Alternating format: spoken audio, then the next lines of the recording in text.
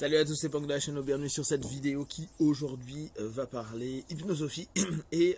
de choses intéressantes je pense à prendre en compte dans notre quotidien par rapport à ce qu'on connaît déjà, hein, qui sont des présupposés de PNL, qui sont des observations d'hypnose, de dev perso et que vous connaissez très certainement.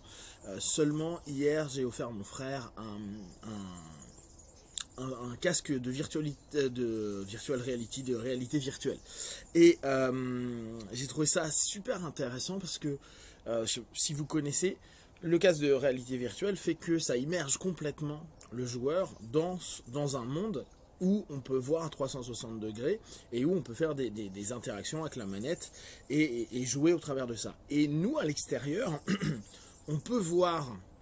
ce que la personne voit et où s'oriente le casque, mais dans une petite fenêtre qui se trouve sur la télé. Ce qui est intéressant, c'est que la perception de celui qui vit et qui est immergé complètement dans cette réalité virtuelle est tellement intense que elle vit des émotions qui sont super importantes et elle a des réflexes et des façons de fonctionner qui sont liés à cette réalité perçue à ce moment-là. Le plus drôle, c'est l'expérience qu'on a fait avec ma mère, qui, elle, n'a jamais testé ça. Et il y a sur un des jeux une espèce de démo où on descend dans l'eau et il y a des requins, des raies, il y a plein de choses qui passent. Et voir le stress que ça peut créer, parce que c'est un peu actif et il se passe des choses, et le stress que ça peut créer réellement. Donc, quelque chose qu'elle sait initialement illusoire, qui à ce moment-là devient quelque chose où physiologiquement elle était en retenue sur le sofa, elle était en train de se rétracter à certains moments, elle était en train de vivre l'illusion comme une réalité. Et nous, donc, outre le fait de l'observer, donc nous à ce moment-là on est observateur et ça nous fait rire, en tout cas ce qui est perçu est tellement drôle que on n'est pas en train d'adhérer à ce qu'elle est en train de vivre. Et deuxièmement, on est en train de voir sur l'écran que c'est juste un requin qui arrive ou une raie qui passe ou je sais pas quoi. Et là encore, on se dit c'est que ça. Parce que nous, on n'est pas immergé dedans. On a cette espèce de step back, on a ce pas de recul, cette distanciation qu'on demande à un praticien, qu'on demande à des personnes qui peuvent être nos partenaires ou à des coachs, etc., de se dire prenez un temps de recul, prenez cette capacité de sortir de cette immersion où tout est réalité pour reprendre conscience que c'est une facette et donc peut-être une illusion, juste une perception d'une réalité qui n'est pas réelle, en tout cas qui n'est pas réelle. Là encore, on est dans une complexité de savoir qu'est-ce qui est réel ou pas à partir du moment où notre cerveau est persuadé que ça l'est. En tout cas, c'est pas la réalité commune. Et de réussir à voir cette notion-là sur un écran qui est plat et en fait qui nous immerge pas complètement, afin de simplement se dire c'est que ça. Même si parfois on peut se perdre dans l'image qui est proposée sur l'écran, on n'est plus immergé de la même façon. Ce qui est intéressant, c'est que ça nous permet, en tout cas moi c'est ce que ça m'a fait, ça me permet de me dire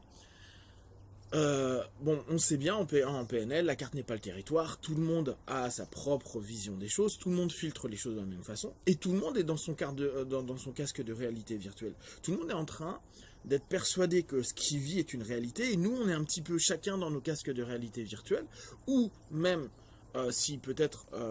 c'est notre profession d'accompagnant, on tente de sortir au maximum d'une réalité virtuelle, la nôtre à un moment donné, pour nous baser sur celle de l'autre, tout en ayant la capacité de regarder cet écran. Donc en fait, dans notre posture, il y a la personne avec son casque, nous qui sommes à l'extérieur où on a enlevé le nôtre, pour regarder l'écran, pour voir ce qui se passe dans ce qu'il est en train de nous expliquer et voir les comportements de l'autre côté par rapport à cette notion virtuelle de sa problématique.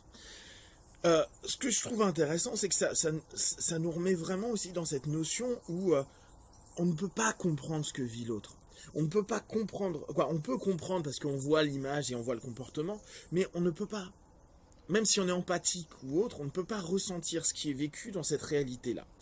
En allant plus loin, si on regarde une personne sur de la VR, on pourrait se dire, ça peut ressembler à ça, une forme de psychose. Une réalité qui n'est pas avec des comportements. On parle, on crie, on saute, on s'énerve, on tape des trucs, etc., etc.,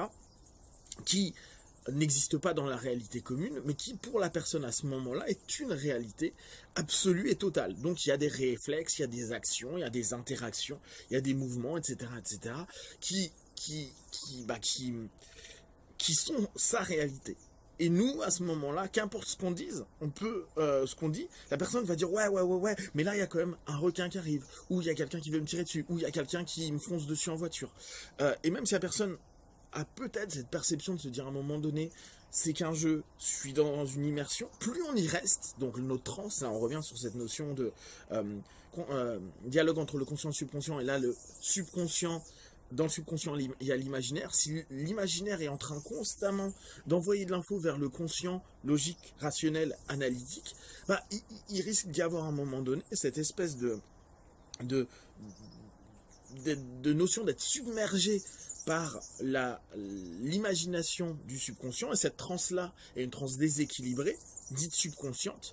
avec ce rapport d'imaginaire. Et donc, le rapport à la réalité commune, et là encore, on peut vraiment débattre dessus, mais là, c'est pas le but de cette vidéo, elle va se distordre, et on va avoir beaucoup de mal à la percevoir, et donc on peut vivre et se plonger dans cette transe virtuelle à longueur de temps. Je pense vraiment que si vous avez l'occasion vraiment de tester et de voir, alors de le tester vous pour voir ce que représente la réalité virtuelle, jouer un petit peu, immergez-vous un certain temps, 20 minutes, 30 minutes, pour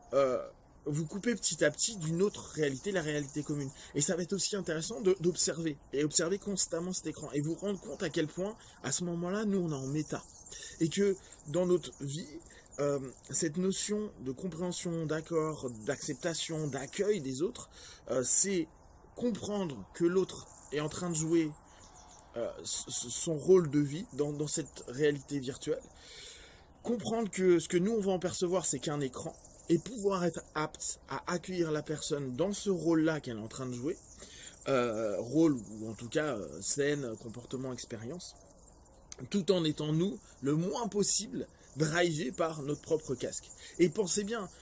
qu'est-ce qui fait qu'aujourd'hui on a beaucoup de mal à interagir les uns les autres, outre le téléphone portable, on communique moins, etc. Et pour autant il est impossible de ne pas communiquer, donc c'est comme une forme de communication. C'est que on est vraiment de plus en plus dans notre casque de réalité virtuelle, et je pense que vous connaissez la photo quand Zuckerberg arrivait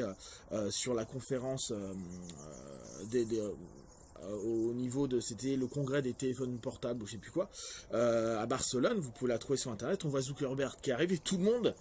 est avec un casque de réalité virtuelle, donc personne ne voit Zuckerberg, ce qui est assez intéressant. Et au bout du compte, nous, dans notre fonctionnement au quotidien, on est beaucoup dans nos casques virtuels, et peut-être qu'aujourd'hui, ce qu'il faut commencer à réapprendre, parce que on l'a certainement fait, et on le fait spontanément par certains moments, c'est de se dire, j'enlève mon casque de réalité virtuelle, qui,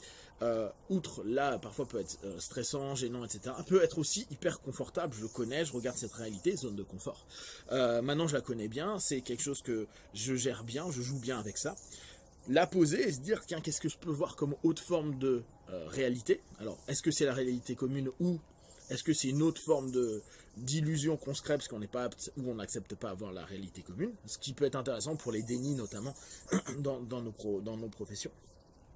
Et se dire, bah voilà, il peut être utile de temps à autre de tenter d'enlever ça pour commencer à voir l'autre un peu plus comme il est, un peu moins comme une illusion, et être moins centré sur le monde tel qu'on le perçoit. Néanmoins, on se rend bien compte que c'est ultra difficile, et je trouve vraiment que si vous avez l'occasion de faire cette expérience, c'est quelque chose qui vous apportera, surtout si vous êtes un petit peu dans le cheminement dev perso, accompagnement, etc. Voilà, ah oui, et je voulais compléter avec ça, il faut que je vous fasse des vidéos sur ce qu'avait créé Don Gibbons. Donc Don Gibbons a créé Hyper Imperia, et il a créé un truc qui s'appelle Virtual Reality Hypnosis, et il m'avait demandé de faire des vidéos dessus, donc je le ferai je pense dans les mois à venir. Voilà, si vous avez des questions, des remarques, vous partagez sur Facebook, YouTube, j'y répondrai le plus rapidement possible. Comme d'habitude, de tout ce que je propose, ne prenez que ce qui est bon et juste pour vous, testez, observez, analysez et concluez. Be one, ciao.